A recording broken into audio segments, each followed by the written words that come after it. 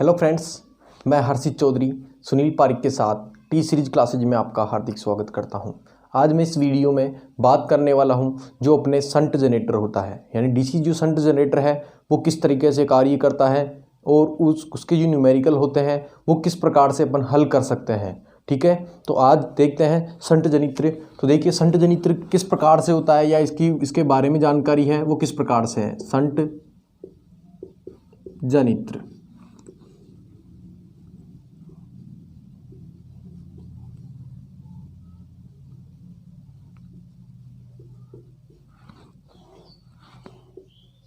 देखिए जो शंट जनित्र होता है इसके अंदर क्या होता है कि एक तो होता है आपके आर्मेचर और एक होती है आपकी फील्ड वाइंडिंग। और जो फील्ड होती है यानी जो क्षेत्र होती है, क्षेत्र हिंदी के अंदर क्षेत्र कहा जाता है फील्ड को। ठीक है, तो आपकी जो फील्ड होगी वो क्या होगी, शंट फील्ड होगी। नाम से ही पता चल रहा है। तो इस जनरेटर के अंदर आपके एक तो होती है शंट फील्ड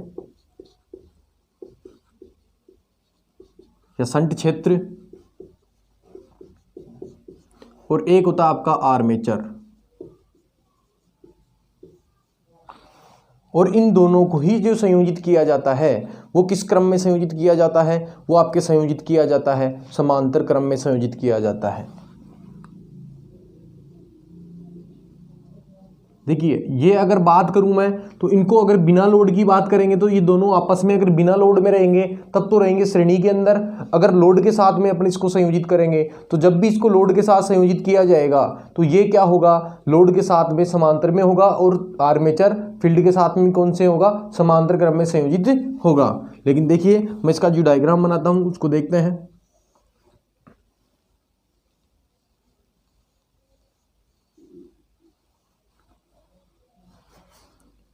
शंट फील्ड को FSH के द्वारा दिखाया जाता है। इसके सिरों के नाम E1 और E2 जो होते हैं, ये इसका आर्मेचर होता है।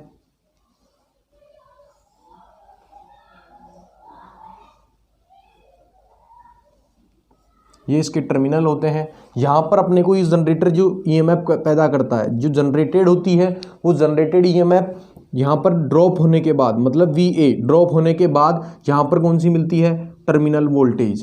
टर्मिनल वोल्टेज यहाँ पर टर्मिनल के ऊपर क्या जोड़ा जाता है, आपके लोड संयोजित किया जाता है।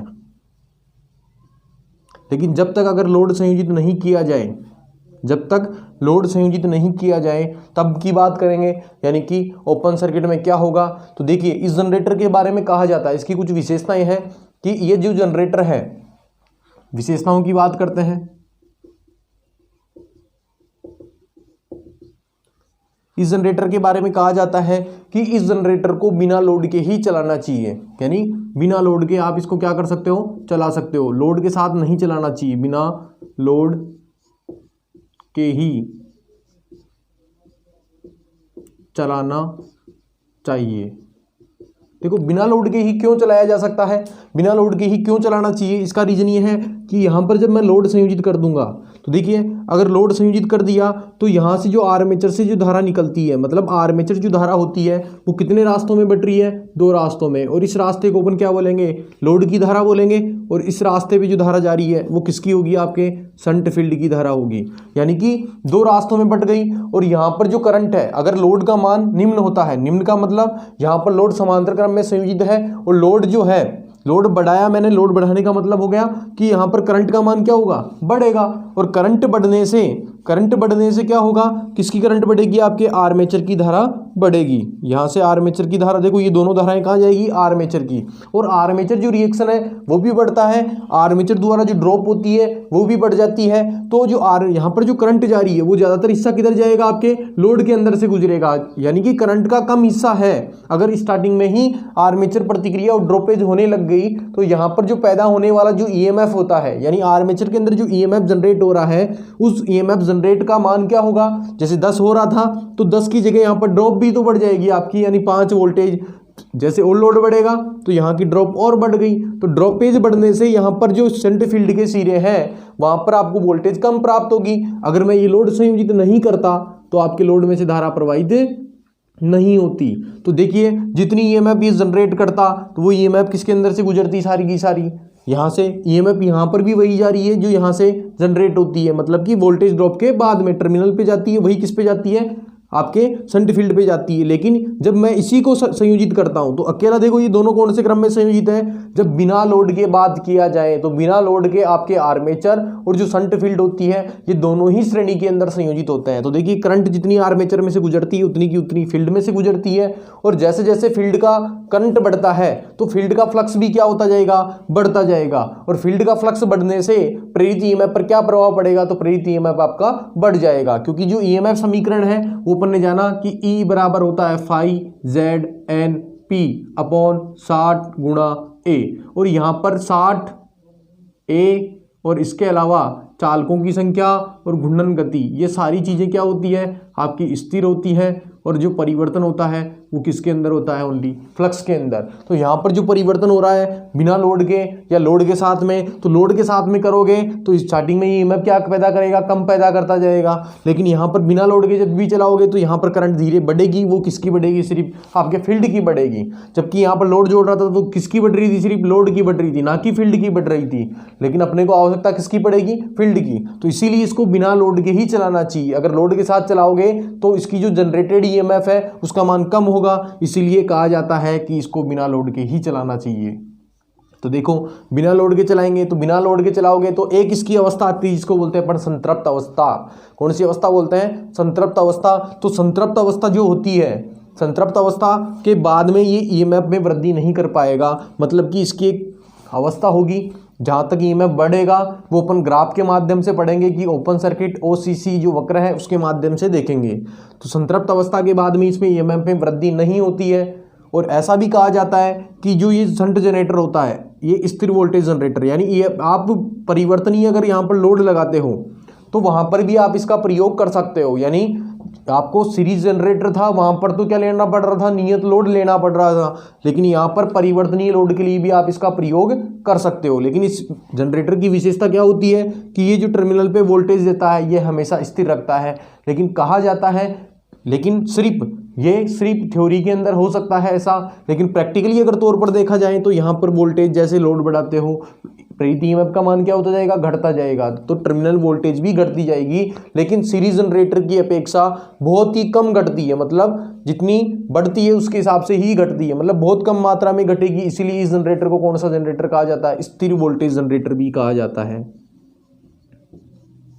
स्थिर वोल्टेज जनित्र। ठीक है, अब देखते हैं इसके बारे में, इसके कुछ फॉर्मूले वगैरह जो होते हैं। देखिए यहाँ से आईए जब मैंने लोड संयोजित कर दिया तो आई से जो आईए निकल रही है कितने भागों में बट रही है, 2 भागों में। यदि इस करंट को और इस करंट को जोड़ दूं तो अपनी कौन सी करंट आ जाएगी, आर्मेचर की करंट। देखिए यहाँ से आर्मेचर की करंट निकाल सकते हैं। आर्मेचर की धारा बराबर क्या फॉर्मूला बनेगा अपने पास, आईए बराबर IL प्लस ISH। यदि इसी फॉर्मूले का और परिवर्तन किया जाए तो इस IL निकालना हो जब भी तो IL ये यहीं रख दीजिए, ये ISH यहाँ से उठकर अगर बराबर की इधर आएगा तो किसका हो जाएगा, माइनस का हो जाएगा। तो क्या फॉर्मूला बनेगा, IL बराबर IA माइनस ISH। इसी प्रकार और फॉर्मूले बना लीजिए, यहाँ पर ISH ज्ञात करना हो तो ISH बराबर यहाँ पर क्या बन जाएगा, IA, ये IL इधर आएगा तो माइनस का हो जाएगा तो IL। इस प्रकार से आप क्या कर सकते हो, ये सभी प्रकार की करंट ज्ञात कर सकते हो। इसके अलावा देखो शंट फील्ड का एक और तरीका होता है, यहाँ से जो करंट बह रही है आप इसको क्या कहोगे, ISH। यहाँ से जो करंट बह रही है ISH और इसके रेजिस्टेंस को RSH। इसका जो रेजिस्टेंस होता है आर्मेचर का उसको RA के द्वारा दिखाया जाता है, और ब्रशों का जो रेजिस्टेंस होता है, ब्रशों को रेजिस्टेंस को आप क्या किससे दिखा सकते हो, C से भी दिखा सकते हो, कार्बन ब्रश का रेजिस्टेंस। ठीक है, तो यहाँ पर ये रेजिस्टेंस दिखा दिए मैंने। अब देखिए यहाँ की अगर करंट की बात करूँ, यानी कि किसकी बात करते हैं, ISH की। ISH बराबर क्या होता है, I बराबर होता है अपने फॉर्मूला B/R। मतलब कि वोल्टेज किसकी लेनी पड़ेगी आपको, वोल्टेज लेनी पड़ेगी आपको किसकी, शंट फील्ड की। और जो टर्मिनल पे होती है वही कहाँ पर होगी, शंट फील्ड के ऊपर होगी। मतलब कि आप वोल्टेज जो ले रहे हो यहाँ पर शंट फील्ड के अलावा टर्मिनल वोल्टेज भी लिख सकते हो, कोई दिक्कत नहीं होगी यहाँ पर। और रेजिस्टेंस जो है I बराबर V/R, तो V तो ले लिया मैंने, और R आपके शंट फील्ड का। तो यहाँ पर आप VSH भी ले सकते हो, टर्मिनल भी, बात एक ही है, क्योंकि यहाँ पर ये दोनों कौन से संयोजन में स्थापित है, समांतर में। जो टर्मिनल पे जाएगी वही किस पे जाएगी, आपकी शंट फील्ड के पास जाएगी। तो शंट फील्ड की करंट आप यहाँ से निकाल सकते हो। इसी प्रकार देखिए कुछ पावर के फॉर्मूले, यदि देखो P बराबर आप जानते हो क्या होता है, V गुणा I। देखिए यहां पर अगर किसकी लोड की पावर है और लोड की वोल्टेज यानी टर्मिनल वोल्टेज, जिसे आप बोल सकते हो लोड की करंट, तो यहाँ से आप पावर भी निकाल सकते हो और इसके अलावा लोड की धारा भी निकाल सकते हो। तो कभी पावर दी गई हो तो लोड की धारा भी यहाँ से निकाल सकते हो। IL बराबर ये VL कहाँ चला जाएगा, अपॉन में, तो लोड की पावर बटा लोड की वोल्टेज। इसके अलावा देखिए बात करते हैं यहाँ पर जो ड्रॉप होती है आर्मेचर में, जो ड्रॉप होती है इसको किससे लिखते हैं, VA। तो देखो VA देखते हैं आर्मेचर की ड्रॉप, V बराबर क्या होता है, I गुणा R। तो आर्मेचर जो ड्रॉप करेगा उसके लिए देखो आर्मेचर की निकाल रहे तो करंट भी किसकी होनी चाहिए, आर्मेचर की, और रेजिस्टेंस भी किसका होना चाहिए, आर्मेचर का। तो ये जो है अपना, ये क्या है, आर्मेचर की ड्रॉप। बात करते हैं सीरीज फील्ड की ड्रॉप, सॉरी शंट फील्ड की ड्रॉप। तो शंट फील्ड की ड्रॉप यहां से निकाल सकते हो, और शंट फील्ड का वही वोल्टेज ड्रॉप होगा जो टर्मिनल पे होगा, तो वो तो अपन ने निकाल सकते हैं, जो टर्मिनल पे दिया हो वही शंट फील्ड का, अगर शंट फील्ड का दिया गया है तो टर्मिनल का भी अपने पास आ सकता है। इसी प्रकार देखिए कुल प्रेरित ईएमएफ, कुल प्रेरित ईएमएफ को अपन किससे लिखते हैं, EG, जनरेटेड वोल्टेज। तो देखो जनरेटेड वोल्टेज निकालने से पहले मैं आपको बताने वाला हूं टर्मिनल वोल्टेज। तो देखिए टर्मिनल वोल्टेज कैसे और निकाल सकते हैं, तो टर्मिनल वोल्टेज बराबर क्या फॉर्मूला हो सकता है, तो जनरेटेड कौन सी हुई थी अपने पास, EG। EG में से अगर मैं लैप्स कर दूं कौन सी, VA, यानी आर्मेचर द्वारा जो हुई ड्रॉप है, तो आर्मेचर द्वारा हुई जो ड्रॉप आपकी वो कौन सी होगी, VA। तो यहां पर आपको क्या करना पड़ेगा, VA को क्या करना पड़ेगा, लैप्स करना पड़ेगा, माइनस करना पड़ेगा। तो कुल पैदा हुई, मान लीजिए फॉर एग्जांपल 250 यहां पर वोल्टेज पैदा होती है और इसने खुद ने कितनी ड्रॉप कर ली, 10 वोल्टेज। तो यहां पर जो सिरे हैं यहां पर आपकी कितनी मिलेगी, आपकी मिलेगी 240, और यहां पर जो होगी वही कहां पर होगी, टर्मिनलों पे होगी। लेकिन इसके अलावा मान लीजिए 10 वोल्ट के अलावा कार्बन ब्रशों द्वारा भी ड्रॉप कर लिया जाता है 5 वोल्टेज। तो 5 वोल्टेज ड्रॉप करने के बाद यहाँ कितनी बचेगी, 235। तो टर्मिनलों के ऊपर भी वही मिलेगी जो यहाँ पर, यहाँ इन दोनों सिरों पे मिलेगी। तो यहाँ पर अपन किसकी ड्रॉप अगर दी गई हो तो किसकी ड्रॉप भी माइनस कर सकते हैं, कार्बन ब्रशों की ड्रॉप भी शामिल कर सकते हैं। तो देखिए यहाँ से टर्मिनल वोल्टेज का फॉर्मूला निकल कर मेरे पास ये आया है। यहाँ से आप क्या कर सकते हो, प्रेरित ईएमएफ का मान भी निकाल सकते हो। तो देखिए इधर माइनस के हैं वोल्टेज ड्रॉप किसकी, आर्मेचर की, और कार्बन ब्रशों का जो वोल्टेज ड्रॉप है ये इधर माइनस में है, इधर आके किसके हो जाएंगे, प्लस के। तो EG बराबर क्या हो जाएगा अपने पास, टर्मिनल की वोल्टेज प्लस आर्मेचर की ड्रॉप प्लस कार्बन ब्रशों की ड्रॉप। तो यहाँ पर जो जनरेटेड ईएमएफ है उसका फॉर्मूला बन जाएगा EG is equal to VT plus VA plus VC। मतलब कि यहाँ जो टर्मिनल पे पैदा हुई कितनी, 235। यहाँ आर्मेचर ने कितनी, सॉरी कार्बन ब्रशों ने ड्रॉप कितनी मानी थी मैंने, 5 वोल्टेज। तो 5 वोल्टेज और जोड़ दीजिए।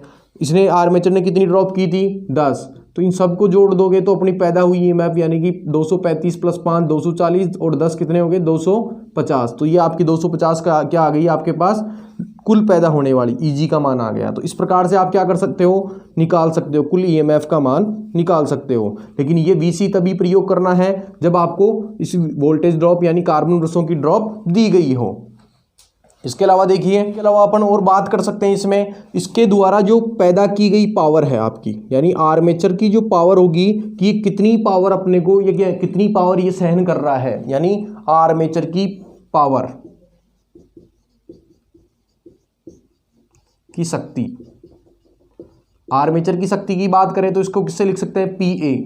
देखिए आर्मेचर द्वारा यानी जनरेटेड जो शक्ति है, तो PA बराबर क्या होगा, P बराबर क्या होता है, V गुणा I। तो यहां पर अपने को जो V है वो क्या लेना पड़ेगा, जो कुल यानी कुल जो ईएमएफ जनरेट कर रहा है वही लेना पड़ेगा, क्योंकि जो जनरेटेड शक्ति है तभी निकाल सकते हैं जो जनरेटेड क्या हो पता हो अपने को, जनरेटेड वोल्टेज पता हो और जो इसमें से कुल करंट वैरी हो। तो जनरेटेड ईएमएफ को किससे लिखते हैं, EG के द्वारा लिखते हैं, और गुणा करंट जो है आर्मेचर की उसको IA के माध्यम से। तो आपकी आर्मेचर की जो पैदा होने वाली शक्ति है, प्रेरित शक्ति है, उसका मान इस प्रकार से अपन निकाल सकते हैं। देखिए अब इसके आगे अपन ग्राफ देखते हैं। तो ग्राफ के अंदर क्या आपके OCC, ICC और ECC, तो देखते हैं। तो देखिए सबसे पहले बात करते हैं OCC वक्र की। OCC का मतलब होता है ओपन सर्किट पर, जो खुले परिपथ पर अब देखिए खुले परिपथ का जब भी अभिलक्षण देखते हैं तो आप सबको पता है कि यहाँ पर जो ईएमएफ की स्टार्टिंग है इधर जो होता है, अपन बात करेंगे जनरेटेड ईएमएफ की, इधर बात करेंगे फील्ड की करंट की। यानी कि जो ओसीसी वक्र होता है वो किस किस के मध्य देखते हैं, जनरेटेड ईएमएफ और आपकी जो फील्ड की धारा है इसके मध्य देखा जाता है। ठीक है, अब देखो यहाँ पर जैसे जैसे फील्ड की यानी इस फील्ड का फ्लक्स बढ़ता जाएगा वैसे वैसे आर्मेचर की गति को क्या रखते हैं, मैंने उस समय स्थिर मानते हैं। और आर्मेचर की गति जब स्थिर है तो ये क्या काटेगा, जो फ्लक्स है आपका उसको लगातार काटता रहेगा। तो आपकी जैसे जैसे फील्ड की करंट बढ़ेगी इसका फ्लक्स बढ़ेगा, इसका फ्लक्स बढ़ने से क्या होगा, और फ्लक्स बढ़ने से ईएमएफ के मान में क्या हो जाती है, आपकी वृद्धि हो जाती है। तो इसका ईएमएफ बढ़ता जाएगा और जहाँ पर इसका ईएमएफ कम होने लग जाए उसको बोलते हैं नी पॉइंट, नी बिंदु बोला जाता है। और यहां पर आकर इसकी ईएमएफ बिल्कुल क्या हो जाती है कि स्थिर अवस्था में आ जाती है। इस अवस्था को बोला जाता है संतृप्त अवस्था।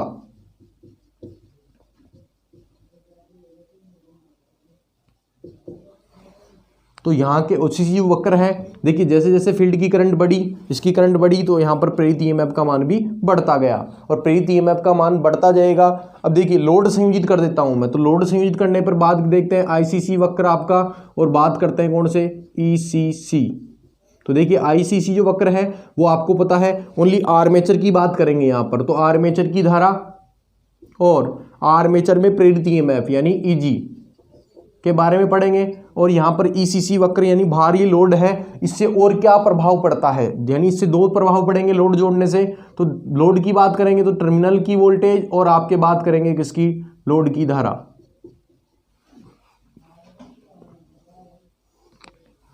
अब देखिए ये तो आपकी कौन सा ओसीसी वक्र यानी यहाँ पर आपकी संतृप्त अवस्था आ चुकी है। तो ये जो वक्र दिखाएगा ये कौन सा है, ओसीसी वक्र। अब यहाँ से देखिए ईएमएफ के मान में जब भी आप लोड बढ़ाओगे तो कमी आती है। उसके दो रीजन्स होते हैं, उसके दो रीजन कौन कौन से होते हैं, दो रीजन्स। एक तो यहाँ पर क्या होगी, इस आर्मेचर के द्वारा जब करंट लोड की बढ़ेगी तो लोड की करंट बढ़ने से आर्मेचर की करंट में भी क्या होगी, आपकी वृद्धि होगी। तो आर्मेचर की करंट जब भी वृद्धि होती है तो आर्मेचर की करंट में वृद्धि होने से यहाँ पर आर्मेचर का खुद का एक फ्लक्स जनरेट होता है। वो फ्लक्स क्या करता है, मुख्य फ्लक्स का क्या करता है, विरोध करता है। तो मुख्य फ्लक्स का जब भी विरोध करेगा तो विरोध करने से यहाँ पर क्या होगा, विरोध करने से मुख्य फ्लक्स में कमी आएगी, और कमी आने से बल रेखाओं का जो छेदन है उसके मान में भी कमी आएगी। तो प्रेरित ईएमएफ का मान आपके कम हो जाएगा। तो देखिए यहाँ पर मान लेते हैं कि आर्मेचर की करंट बढ़ने से, देखो आर्मेचर की करंट की ही बात कर रहा हूं मैं, तो आर्मेचर की करंट बढ़ने से ईएमएफ के मान में गिरावट आ गई। तो यहां पर आपकी गिरावट आ चुकी है इस प्रकार से। ये यहां पर करंट में वृद्धि है। ये एक बार तो आईए की बात करेंगे, और आईए किस पर निर्भर करती है, लोड के ऊपर डिपेंड करती है। तो लोड की भी मान सकते हैं अपन, इधर लोड की करंट बढ़ा दीजिए चाहे आर्मेचर की करंट बढ़ा दीजिए, तो दो दोष होंगे वहां पर। जब आर्मेचर की बात करेंगे तब तो कौन सा वक्र लेना है आपको, आईसीसी वक्र लेना है। इसके अलावा देखो ओसीसी जो वक्र होता है खुला परिपथ अभिलक्षण, इसको चुंबकीय अभिलक्षण भी के नाम से भी जानते हैं, चुंबकीय अभिलक्षण। ठीक है, अब आईसीसी की बात चल रही है तो यहां पर देखिए इस जो यहां पर ये इतनी लॉसेज होते हैं ये किसके कारण होते हैं, आर्मेचर प्रतिक्रिया। मतलब कि आर्मेचर प्रतिक्रिया, आर्मेचर ने खुद का फ्लक्स बनाया और मुख्य फ्लक्स को इसने क्या कर दिया, कम कर दिया, जिससे पैदा होने वाले ईएमएफ में क्या आ गई, आपकी कमी आ गई। इसी प्रकार और मान लीजिए तो ये आपका जो वक्र दिखाएगा, ये जो रेखा है, ये जो रेखा ये तो कौन सी दिखा रही है आपकी, आईसीसी, और ये कौन सा दिखाएगी आपके, यहाँ पर दिखाएगी आपके ईसीसी। मतलब कि यहाँ से लेकर जो यहाँ तक है ये क्या हो रहा है, यहाँ पर ये हो रहा है आपका ओमिक ड्रॉप, ओमिक ड्रॉप। और ओमिक ड्रॉप किसके कारण हो रहा है, ओमिक ड्रॉप यहाँ पर कार्बन बरसों के कारण भी हो सकता है, इसके साथ साथ आर्मेचर के चालकों में जो रेजिस्टेंस होता है उसके कारण भी। और ये कब बढ़ेगा, जब आपकी लोड जो है उसको बढ़ा दिया जाए, लोड का मान बढ़ा देंगे। लोड का बढ़ाने से यहाँ पर आपकी आर्मेचर की धारा में भी क्या हो जाएगी, वृद्धि। और आर्मेचर की धारा में वृद्धि होने से आपने अभी अभी देखा है कि आर्मेचर का वोल्टेज ड्रॉप आईए और आरए के ऊपर डिपेंड करता है। तो आरए हमेशा स्थिर रहता है, परिवर्तन किस में होता है, करंट में, किसकी, आर्मेचर की करंट। और आर्मेचर की करंट परिवर्तन होने से ड्रॉप क्या हो जाएगा, बढ़ जाएगा। इसी प्रकार कार्बन वर्षों का भी ड्रॉप बढ़ता जाएगा। तो ये यहाँ पर वक्र दिखा रहा है, ये कौन सा दिखा रहा है, ईसीसी, जिसे एक्सटर्नल सर्किट कैरेक्टरिस्टिक कहते हैं, मतलब बाह्य परिपथ अभिलक्षण भी के नाम से भी जानते हैं। इसके अलावा देखिए इस वीडियो में मैं नेक्स्ट जो बात कर रहा हूँ वो बात कर रहा हूँ तुम्हारे कि जो शंट फील्ड होती है, अगर इसको बिना लोड के चलाया जा रहा है और ये ईएमएफ प्रेरित कर रहा है तो इसका तात्पर्य है, और इसकी जो सीमा है मतलब ईएमएफ जो प्रेरित करता है उसकी अधिकतम सीमा की बात करते हैं कि अधिकतम सीमा कहाँ तक वृद्धि कर सकता है। तो मैंने की बात संतृप्त अवस्था, तो उससे देखो उसके अलावा भी एक चीज होती है जिसे बोलते हैं अपन क्षेत्र क्रांतिक प्रतिरोध। क्षेत्र का क्रांतिक प्रतिरोध, क्षेत्र का मतलब फील्ड वाइंडिंग का, यहाँ पर जो शंट फील्ड होती है उसके क्रांतिक प्रतिरोध की बात करते हैं, और इसको इंग्लिश में बोला जाता है फील्ड क्रिटिकल रेजिस्टेंस। किसके नाम से जानते हैं? Field critical resistance. और फील्ड क्रिटिकल रेजिस्टेंस का मान हमेशा, जो इसका फील्ड का रेजिस्टेंस है वो क्रिटिकल रेजिस्टेंस से कभी भी अधिक नहीं होना चाहिए। क्रिटिकल रेजिस्टेंस का मान किसका, आपके फील्ड का रेजिस्टेंस का मान, सॉरी किसका, फील्ड का प्रतिरोध जो है, प्रतिरोध क्रिटिकल मतलब आपके क्रांतिक, क्रिटिकल प्रतिरोध से अधिक नहीं होना चाहिए। यदि क्वेश्चन आ जाए आपके कि क्षेत्र प्रतिरोध का मान क्रिटिकल रेजिस्टेंस से अधिक हो गया है, तो देखिए क्रिटिकल रेजिस्टेंस ऐसा रेजिस्टेंस होता है, क्रिटिकल रेजिस्टेंस ऐसा प्रतिरोध यानी ऐसा रेजिस्टेंस होता है जहां पर फील्ड के अंदर करंट बहना बंद हो जाती है, यानी फील्ड जो है फ्लक्स पैदा करना क्या कर देता है, बंद कर देता है। और फील्ड का फ्लक्स जब क्या हो जाएगा, आपके जीरो हो जाएगा, तो फील्ड का फ्लक्स जीरो होने से आपके आर्मेचर में, आर्मेचर द्वारा क्या, अब किसको छेदित किया जाएगा, कोई फ्लक्स ही नहीं होगा तो आर्मेचर ईएमएफ पैदा नहीं करेगा। तो कभी भी ध्यान रखना है कि क्रिटिकल रेजिस्टेंस से क्षेत्र का प्रतिरोध ज्यादा नहीं होना चाहिए। क्षेत्र का प्रतिरोध हमेशा क्रिटिकल रेजिस्टेंस से या तो इक्वल रखना है, और क्रिटिकल रेजिस्टेंस ऐसा रेजिस्टेंस होता है जहां पर आपका जनरेट जो आपका आर्मेचर द्वारा ईएमएफ प्रेरित होता है वो वहां पर सबसे ज्यादा करता है। यदि उससे ज्यादा हो गया क्षेत्र का प्रतिरोध, फील्ड वाइंडिंग का प्रतिरोध, तो वहां पर जनरेटर जो है ईएमएफ पैदा करना क्या कर देगा, बंद कर देगा। इसको आप क्षेत्र प्रतिरोध क्रांतिक प्रतिरोध होता है, इसको अपन किसके माध्यम से दिखा सकते हैं, या इसके माध्यम से आपके जो है इसके माध्यम से दिखा सकते हैं, यानी कि ओसीसी वक्र के द्वारा भी। अगर क्वेश्चन आता है कि क्षेत्र का क्रांतिक प्रतिरोध है उसको किसके द्वारा दिखाया जाता है, तो आपको चुंबकीय अभिलक्षण यानी ओपन सर्किट जो आपके अभिलक्षण होता है इसके माध्यम से दिखा सकते हैं। ठीक है, तो यह है आपका शंट जनित्र। इसके अलावा देखिए इसके अंदर एक चीज और आती है कि इसका जो उपयोग किया जाता है, उपयोग स्थिर वोल्टेज की जगह किया जाएगा क्योंकि इसका नाम स्थिर वोल्टेज जनरेटर है। ठीक है, ईएमएफ में कमी होती है लेकिन बहुत ही कम मात्रा में होती है। इसका ईएमएफ ऐसे क्रिटिकल, देखो दो चीज होती है, एक होता है लोड का मान, आप क्रिटिकल यानी दो चीजों का क्रिटिकल होता है, एक तो इसका क्रिटिकल, यहां पर लोड का मान बहुत अधिक कर दिया जाए तो ये क्या करेगा, फ्लक्स पैदा करना बंद कर देगा। दूसरी बात एक आता लोड का क्रिटिकल, लोड का क्रिटिकल रेजिस्टेंस अगर ज्यादा होगा, क्रिटिकल रेजिस्टेंस से ज्यादा हो जाएगा तो यहां पर देखिए शॉर्ट की तरह काम करेगा। ये लोड बढ़ाने का मतलब होता है समांतर में लोडों को संयोजित करना और करंट के मान में वृद्धि हो जाना। तो करंट का मान समांतर में जोड़ते जाओगे तो एक तरीके से पूरा शॉर्ट सर्किट ही परिपथ हो जाएगा। तो शॉर्ट सर्किट होने से इतनी करंट बढ़ जाएगी आर्मेचर की, आर्मेचर प्रतिक्रिया और आर्मेचर की जो ड्रॉप है इतनी मात्रा में बढ़ जाएगी कि आर्मेचर जो है आपका ईएमएफ पैदा करना ही बंद कर देगा, यानी आर्मेचर की ईएमएफ का मान आपके कितना हो जाएगा, शून्य हो जाएगा। इसके अलावा देखिए इसका जो उपयोग है वो कहां पर कर सकते हैं, तो इसका उपयोग जो है अपन देखिए उपयोग की बात करते हैं।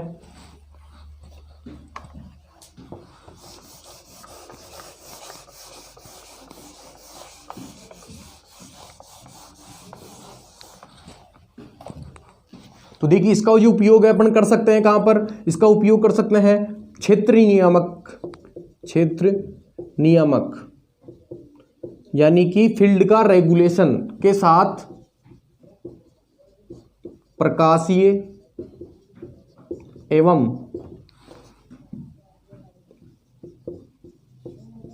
पावर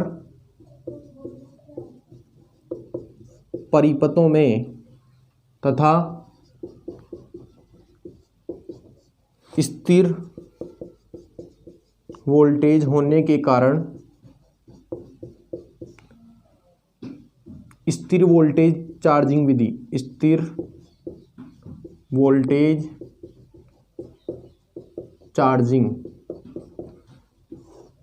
ये किसमें होती है, बैटरी में, यानी बैटरी में स्थिर वोल्टेज जो चार्जिंग होती है विधि, वहां पर भी आप इसका प्रयोग कर सकते हो। और साथ ही क्षेत्र नियामक के साथ में प्रकाश एवं पावर परिपथों में। देखो क्षेत्र नियामक मैंने इसलिए बोला है कि क्षेत्र को अपने को रेगुलेट करना पड़ेगा, यानी क्षेत्र को रेगुलेट करने के लिए यहाँ पर अपने को एक वेरिएबल रेजिस्टेंस जोड़ना पड़ेगा। इस वेरिएबल रेजिस्टेंस को पहले अपन हाई रखेंगे और अपने को जब वोल्टेज मान लीजिए आवश्यकता से ज़्यादा चाहिए तो वहाँ पर अपन वोल्टेज को क्या कर सकते हैं, ज़्यादा भी कर सकते हैं, और यदि कम करना हो तो कम करने के लिए इसका रेजिस्टेंस देखो अगर बढ़ाना है तो यहाँ पर इस जो क्षेत्र नियामक है प्रतिरोध का मान क्या करना पड़ेगा, कम करना पड़ेगा। यदि ईएमएफ क्या करनी है, बढ़ानी है, तो आपको क्या करना पड़ेगा, रेजिस्टेंस। देखिए इसमें क्या है कि जब अपन इसका रेजिस्टेंस के मान में क्या कर देते हैं, वृद्धि कर देते हैं, तो रेजिस्टेंस के मान में वृद्धि करने से क्या होगा कि इस फील्ड का जो फ्लक्स है, फील्ड का फ्लक्स कम हो जाएगा, और फील्ड का फ्लक्स कम होने से आर्मेचर द्वारा प्रेरित ईएमएफ का मान क्या हो जाएगा, कम हो जाएगा, और प्रेरित ईएमएफ का मान कम होने से आपके टर्मिनलों पे वोल्टेज कम मिलेगी। तो जहां टर्मिनलों पर कम वोल्टेज की आवश्यकता हो वहां पर भी अपन इसका उपयोग कर सकते हैं, और ज़्यादा वोल्टेज की आवश्यकता हो वहां पर भी इसका उपयोग कर सकते हैं। तो आई होप ये वीडियो आपको पसंद आया होगा, और हमारा ये वीडियो आपको पसंद आया है तो हमारे इस वीडियो को लाइक कीजिए, शेयर कीजिए और हमारे इस चैनल को सब्सक्राइब कीजिए। Thank you guys.